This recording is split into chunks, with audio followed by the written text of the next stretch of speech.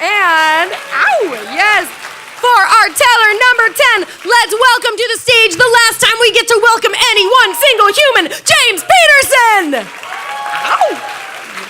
Keep it going loud till he gets up here.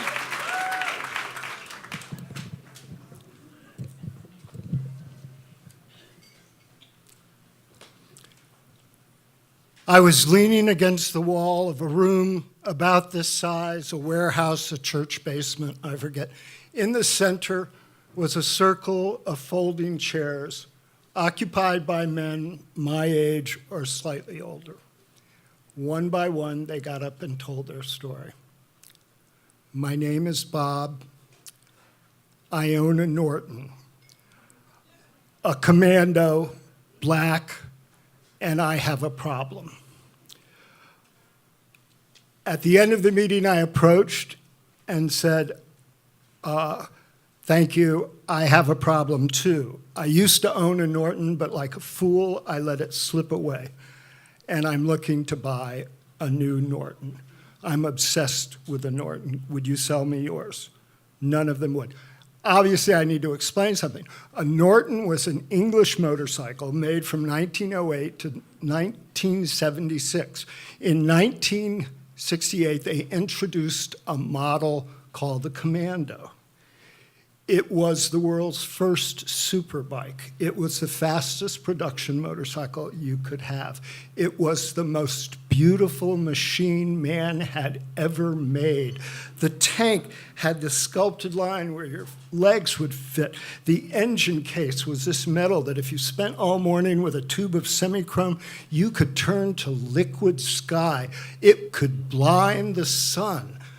It was my first love. In 1970, I bought a Norton Commando. Everything I know about sex, I learned from that motorcycle. Nortons required a lot of foreplay. To start the bike, you would have to lean down and switch on a pet cock. I love that word. And then you would tickle the cylinders until you felt a trickle of gas. And then you would pump it once or twice and descend, and the engine would roar to life with a sound like rolling thunder or like God coughing.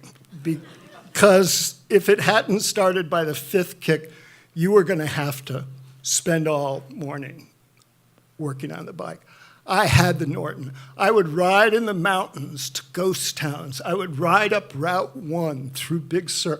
I had a sissy bar on the back so my girlfriend could lie there or sit there. She would read paperback books while we rode through the countryside. And every now and then would feed me a mandarin orange sliced. When I moved to Chicago, the bike came with me, and there were nights on Lakeshore Drive after midnight when I would go 100 miles an hour and feel divine. But like a fool, I cheated on the Norton. I took up another adrenaline sport, skiing, and I had an accident in Taos, shattered a kneecap, and when they removed the cast, my leg would not bend.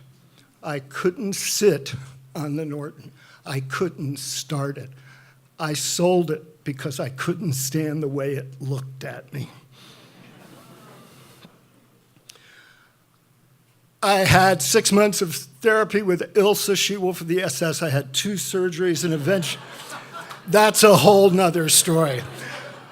I had 2 surgeries, and finally I could bend my knee again and sit on a motorcycle, and I rode some Japanese bikes and German bikes. There's a rumor I rode a Harley. But it wasn't the same. I got married, I had kids, and finally I had a conversation with my wife. I'm having a midlife crisis, and most guys at this age would look for a 25-year-old mistress. I want to buy a 25-year-old motorcycle. I want to find a Norton. And I tried to present it to her as, just think of it, it's a teachable moment. My kids could learn profanity in the proper context trying to start an English motorcycle. And she went with it. I found a Norton, and sure enough, that thing about profanity, the kids would come home from school every day. I'd say, learn any new good words? And we kept a glossary and go there, and they would tell me the words they had learned, and I would say, yeah, that might work. And we'd go out and start the bike. I started putting the kids on the tank. My daughter would ride with her hands on mine and think she was driving the motorcycle.